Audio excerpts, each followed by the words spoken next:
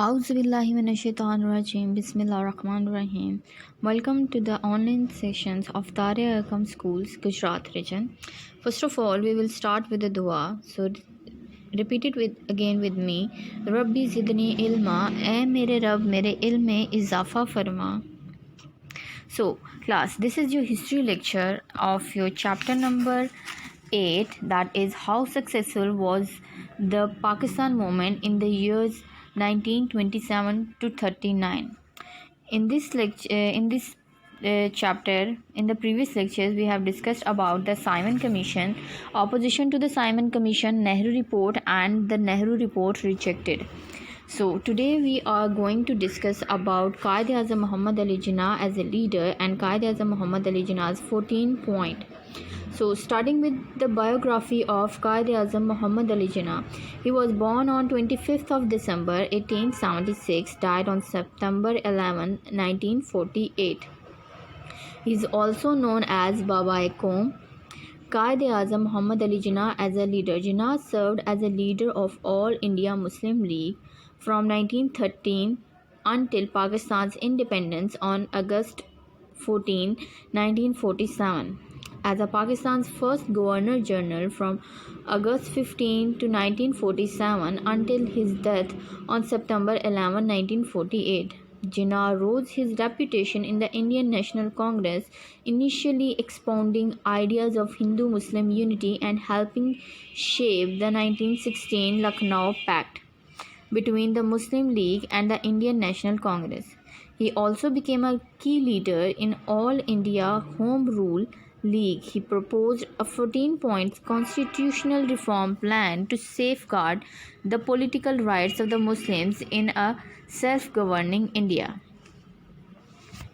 So we know that Quaid-e-Azam जो है वो हमारे जो है वो कौमी लीडर रहे हैं. कायद-ए-आज़म की अनथक मेहनत के जो है वो बाद हम लोगों को एक आज़ाद मुल्क रहने के लिए मिला है, जिसमें आजकल हम जो है वो ज़िंदा है और बहुत खुशी से और बहुत ही जो है वो आज़ादाना तौर पर जो है वो अपनी ज़िंदगी अपने दीन और अपने जो है वो अल्लाह के अहकामात के मुताबिक जो है वो बसर कर रहे हैं.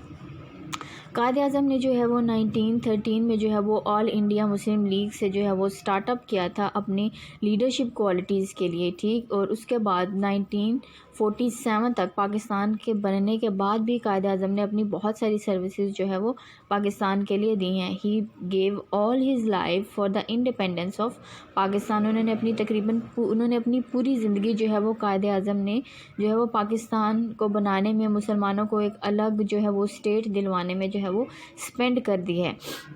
कायद-ए-आज़म जो है वो बहुत जल्द ही जो है वो उन्होंने अपने न्यू आइडियाज़ के थ्रू जो है वो इंडियन नेशनल कांग्रेस में जो है अपनी जगह बहुत जल्द बना ली थी, जिससे उन्होंने हिंदू मुस्लिम जो है वो यूनिटी का जो एक आइडिया दिया था, जिसमें जो है उन्होंने 1916 में लखनऊ पैक्ट में जो मुस्लिम लीग जो है और इंडियन नेशनल कांग्रेस को एक बहुत जो है वो आला शक्ल देने की कोशिश की थी. इसके बाद जो है वो कायद-ए-आज़म को जो है वो की लीडर माना जाता है all India home rule league का. और फिर उसके बाद जो है वो कायद-ए-आज़म ने जो है वो नेहरू रिपोर्ट और जो है वो साइमन कमीशन खिलाफत मूवमेंट के बाद जो है वो अपने 14 पॉइंट्स जो है वो कॉन्स्टिट्यूशनल 14 पॉइंट्स जो है वो इंट्रोड्यूस करवाए, जिन्होंने जो है वो मुसलमानों की जो सिचुएशन है सब कॉन्टिनेंट में, उनके जो राइट्स हैं सब कॉन्टिनेंट में, उनको काफ़ी हद तक सिक्योर किया. In 1928, an all-parties conference was convened to solve the constitutional problems of India. A committee was set up under Pandit Lal Nehru. That committee prepared a report which is known as Nehru report. अब ये report के बारे में हम लोग already discuss कर चुके हैं. नेहरू रिपोर्ट के बारे में हम लोग लास्ट लेक्चर में हम लोगों ने डिस्कस किया है कि किस तरह से जो है वो मोतीलाल नेहरू ने जो है वो बहुत सारे जो चीज़ें हैं, जब ये उन्होंने रिपोर्ट तैयार की कि इस कॉन्स्टिट्यूशन को किस तरह से सॉर्ट आउट किया जाए, तो उन्होंने मुस्लिम के जो राइट्स हैं उनको टोटली निगलेक्ट कर दिया. उन्होंने इंडियन डोमिनेशन जो है वो रखी, जिसमें जो है वो रिलीजियस प्रायोरिटीज़ नहीं थी, जिसमें ये तो कहा गया कि मुसलमान जो जितने मर्द और औरतें हैं उनको जो है वो इक्वल राइट्स प्रोवाइड किए जाएंगे, लेकिन कोई भी रिलीजियस एक्टिविटीज़ के लिए जो है वो पूरी कंफर्मेशन नहीं दी गई. और इसके साथ साथ जो है वो ऑफिशियल लैंग्वेज जो है वो हिंदी को ही कंसिडर किया गया सब कॉन्टिनेंट में. Separate electorates were refused and reservations of seats for the Muslims of Bengal and Punjab was rejected. अब हम लोग पहले भी ये स्टडी कर चुके हैं अपने अपने प्रीवियस चैप्टर्स में। जब हम लोगों ने सेशन स्टार्ट किया था तब आप लोगों ने देखा होगा कि जब हम लोगों ने ये बात की कि किस तरह से जो है वो बंगाल को जब सेपरेट किया गया, जब जो है वो उसकी गवर्निंग जो है वो ईजी नहीं थी, इतने बड़े स्टेट की गवर्निंग ईजी नहीं थी, तो उन्होंने पॉपुलेशन के अकॉर्डिंग जो है वो सब बंगाल को जो है वो दो पार्ट्स में डिवाइड कर दिया। जब इस डिवीज़न के बाद जो है वो इंडियंस ने यानी कि हिंदुओं ने बहुत ज़्यादा जो है वो प्रोटेस्ट किया ब्रिटिश गवर्नमेंट के अगेंस्ट, और इसी के इन बिटवीन जो है वो मुसलमानों ने अपने लिए एक अलहदा जो है वो पार्टी जो है वो बना ली, एक अलहदा जो है वो अपनी एसोसिएशन जो है एक फर्म है वो ऑर्गेनाइज़ कर ली जो कि उनके राइट्स को प्रोटेक्ट करे, उनके राइट्स के बारे में बात करे। अब इस रिपोर्ट के अकॉर्डिंग, नेहरू रिपोर्ट के अकॉर्डिंग जो है वो पंजाब और जो है वो बंगाल में मुसलमानों की जो रिज़र्व्ड सीट्स थी पार्लियामेंट में जो है वो उनको रिजेक्ट कर दिया गया। इस रिपोर्ट के साथ साथ जो है वो in this report not a single demand for the Muslim was upheld. अब इस रिपोर्ट के अकॉर्डिंग मुसलमानों के लिए कोई भी जो है वो जो स्टेप्स जो है वो नहीं लिए गए, कोई भी एक भी चीज़ जो है वो मुसलमानों के राइट्स के लिए नहीं कहा गया कि मुसलमानों को ये राइट्स प्रोवाइड किए जाने चाहिए या नहीं किए जाने चाहिए। So continuing this, the Mr. Jinnah was authorized to draft in concise terms the basis of any future constitution that was to be devised for India. Originally, these demands were 14 in numbers, and so they popularly came to be known as Jinnah's 14 points. अब यहाँ पर जो है वो मुसलमानों का जो है वो फ्यूचर जब डिसाइड करने की बात आई तो कायद आज़म मोहम्मद अली जिन्ना ने 14 पॉइंट्स जो है वो इंट्रोड्यूस करवाए। ये 14 कॉन्स्टिट्यूशंस थे। जब ये इंट्रोड्यूस करवाए गए तो ये कॉन्स्टिट्यूशनल पॉइंट्स जो है वो मुसलमानों के जो है वो राइट्स को सिक्योर कर रहे थे सब कॉन्टिनेंट्स में। ये बेसिकली डिमांड्स थी ब्रिटिश राज से कि वो इन पॉइंट्स पर अमल करते हुए जो है वो मुसलमानों के फ्यूचर को सिक्योर करें इंडिया में। ठीक, इन मार्च 1929 the annual session of all India Muslim league he declared his famous 14 points.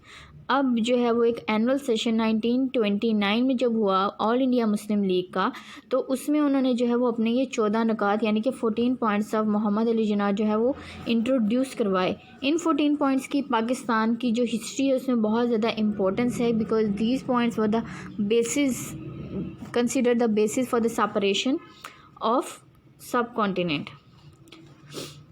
अब हम लोग डिस्कस करते हैं इन 14 पॉइंट्स को। इन 14 पॉइंट्स को जो है हमने वो जो है वो डिफरेंट जो है वो हेडिंग्स के साथ जो हमने डिवाइड कर दिया है ताकि आपको याद करने में आसानी हो जाए, आपके अंडरस्टैंडिंग के लिए इजी हो जाए। Federal system, the form of future constitution should be federal with the residuary power rested in the provinces. अब उन्होंने कहा कि फेडरल सिस्टम होना चाहिए, प्रोविंसेस के पास पावर होनी चाहिए फ्यूचर कॉन्स्टिट्यूशंस में कि वो अपने प्रोविंस के अकॉर्डिंग जो है वो फैसला कर सके, अपने प्रोविंस के लिए जो है वो अपने सूबे के लिए इख्तियारात उनके पास होने चाहिए। अब सारे इख्तियारात जो है वो अथॉरिटीज़ को जो है वो नहीं प्रोवाइड किए जाने चाहिए। अब जो सूबे के जो हेड हैं, हेड ऑफ जो प्रोविंस होते हैं, गवर्नर होते हैं, उनको जो है वो इख्तियारात होने चाहिए। Provincial autonomy, A uniform measure of autonomy shall be granted to all provinces. अब एक जो है वो प्रोविंस, जैसे हम कहते हैं ना हर सूबे की अपनी पहचान है, हमारे पाकिस्तान में डिफरेंट जो है वो सूबे पाए जाते हैं, गिलगित बल्तिस्तान और पंजाब, सिंध, सरहद, बलूचिस्तान, केपी के। अब इन सारे जो सूबे हैं इनमें अलग ज़ुबानें बोली जाती हैं, अलग तरह से जो है वो लोग जो है वो अपने कल्चर को रिप्रेजेंट करते हैं, ड्रेसिंग पैटर्न्स डिफरेंट है, एरियाज़ के अकॉर्डिंग ये चीज़ें वेरी करती हैं। ठीक, अब जो है वो एक चीज़ कही गई कि प्रोविंस में जो है वो लोगों को अपनी जो है वो ऑटोनमीज़ होनी चाहिए, सबके पास अपने अपने इख्तियार हैं कि वो अपने जो है वो यूनिफॉर्मिटी जो है वो कायम करके रख सकें, अपने कल्चर को प्रिजर्व करके रख सकें, अपने कल्चर को रिप्रेजेंट कर सकें। Representation of minorities, all legislatures in the country and other elected bodies shall be constituted on the definite principle of adequate and effective representation of minorities in every province without reducing the majority in any province to a majority or even equality. अब यहाँ पर जो है वो equal right for the जो है वो minority के बारे में बात की जा रही है कि जो भी हमारे जो अक़लियतें हैं हमारी जो मुल्क में बचती हैं उनको जो है वो इक्वल राइट्स जो है वो प्रोवाइड किए जाने चाहिए। इतना ही इक्वल राइट्स जितने के हैं जो हमारी कंट्री के मेजॉरिटी को किए जाते हैं। अब जो हमारी कंट्री में माइनॉरिटीज़ हैं उनको हम लोग किस बेसिस पर जो है वो कंसिडर करते हैं, उनको हम कंसिडर करते हैं उनके रिलीजियस माइनॉरिटीज़ के ऊपर कि वो हमारे रिलीजन से ताल्लुक़ नहीं रखते हैं, तो उनको हम माइनॉरिटीज़ कहते हैं। अब इनको हम कास्ट बेस पर या सेक्ट बेस पर जो है वो डिवाइड नहीं करते हैं, इनको हम डिवाइड करते हैं रिलीजियस बेसिस पर। हमारी कंट्री में बहुत सारे जो है वो सिख भी पाए जाते हैं, सिख कम्युनिटीज़ हैं, हिंदू कम्युनिटीज़ हैं और उसके बाद जो है वो हमारे पास क्रिश्चियन कम्युनिटीज़ हैं। ये हमारी कंट्री की माइनॉरिटीज़ कहलाती हैं। इसके बाद आ जाता है number of Muslim representative in central legislative. Muslim representative shall not be less than 1/3। अब मुस्लिम जो है वो सेंट्रल लेजिस्लेटिव काउंसिल्स मैंने आपको बताई थी कि वो अथॉरिटीज़ होती हैं जो आपके कंट्री के लॉ मेकिंग करती हैं। अब इस लॉ मेकिंग में जो है वो कायदे आज़म डिमांड कर रहे हैं कि 1/3 जितनी उसकी पॉपुलेशन है उसकी 1/3 जो है वो मुस्लिम रिप्रेजेंटेटिव्स होने चाहिए। सेपरेट इलेक्टोरेट्स के बारे में हम लोग पहले बात कर चुके हैं। रिप्रेजेंटेटिव्स जो होते हैं आपके बहुत सारे, वो आपके रिप्रेजेंट करते हैं आपके डिफरेंट जो है वो कम्युनिटीज़ को रिप्रेजेंट कर सकते हैं, आपके डिफरेंट जो है वो अथॉरिटीज़ को रिप्रेजेंट कर सकते हैं। जैसे कि आपकी क्लास की हम लोग एग्जांपल लेते हैं, आपकी क्लास में एक प्रीफेक्ट होता है या प्रॉक्टर होता है या CR या GR होते हैं जो कि आपके क्लास के रिप्रेजेंटेटिव्स होते हैं। अब आपका टीचर है उसके पास जैसे जो है वो इतना टाइम नहीं होता, ठीक, आपकी क्लास का जो रिप्रेजेंटेटिव है वो अपनी क्लास के प्रॉब्लम्स आपके टीचर को बताता है। इसी तरह से जो है वो हर प्रिंसिपल के पास इतना टाइम नहीं होता है कि वो हर बच्चे के साथ जो है वो उसके प्रॉब्लम्स जो है वो डिस्कस कर सके। ठीक, टाइम मैनेजमेंट की बात हो रही है यहाँ पर। आप हर किसी से उसके प्रॉब्लम्स डिस्कस नहीं कर सकते, तो आपके जो क्लास टीचर होते हैं वो क्या करते हैं, वो प्रॉब्लम्स जो है वो डिस्कस करते हैं आपके प्रिंसिपल से कि जी आपकी क्लास में ये प्रॉब्लम्स हैं, ये इशू आ रहे हैं, फ़लाँ बच्चे के साथ ये प्रॉब्लम है, ताकि वो जो मेन इश्यूज़ हैं उनको जो है वो नज़रअंदाज ना किया जा सके। मुस्लिम majority provinces any territorial redistribution that might at any time be necessary shall not in any way affect the Muslim majority in Punjab, Bengal and NWFP। अब यहाँ पर बात हो रही है मुस्लिम मेजॉरिटी की कि किसी भी किस्म की कोई भी मुस्लिम जो मेजॉरिटी है उसको जो है वो निगलेक्ट नहीं किया जाएगा, जो कि पंजाब, बंगाल और NWFP में जो है वो रिप्रेजेंट करते हैं। इन टेरिटरीज़ की जो है वो रीडिस्ट्रीब्यूशन की जाएगी कि जो यहाँ पर जो मुस्लिम मेजॉरिटीज़ हैं उनको उनके अकॉर्डिंग जो है वो प्रोविंसेस प्रोवाइड किए जाएंगे। Religious liberty, full religious liberty, liberty of belief, worship and observance, association and education shall be granted to all the communities। अब जो है वो हर कम्युनिटी को इक्वल राइट होने चाहिए कि वो अपनी जो ज़िंदगी है वो अपने दीन के मुताबिक गुजार सकें, उनको उनके यकीन और उनकी इबादत को जो है वो उनको पूरी आज़ादी होनी चाहिए और वो उनके पास राइट है वो किसी भी चीज़ के साथ एसोसिएट हो सकते हैं। और एजुकेशन जो है वो राइट है हर कम्युनिटी के पास कि वो एजुकेशन हासिल करें। हम ये नहीं कह सकते कि अगर आप फ़लाँ जो है वो कम्युनिटी से ताल्लुक़ रखते हैं तो आप एजुकेशन हासिल नहीं कर सकते, अगर आप इस रिलीजन से ताल्लुक़ रखते हैं तो आप एजुकेशन हासिल नहीं कर सकते। ये सारे जो बेसिक ह्यूमन राइट्स हैं वो सब प्रोवाइड किए जाने चाहिए। 3/4 representation. No bill or resolution shall be passed in any legislative or any other elected body if 3/4 of the member of any community in that particular body oppose such a bill। अब कोई भी जो bill है, कोई भी जो law है legislative councils में तब तक जो है वो पास नहीं किया जाएगा अगर उसकी 3/4 जो है वो 3/4 जो रिप्रेजेंटेटिव्स हैं वो उस चीज़ से अग्री नहीं करते हैं। Separation of Sindh should be separated from the Bombay presidency. Sindh को जो है वो बॉम्बे से अलग कर दिया जाए। Introduction to the reforms in NWFP and Balochistan। Reforms should be introduced in the Northwest Frontier Province and Balochistan on the same footing as other provinces।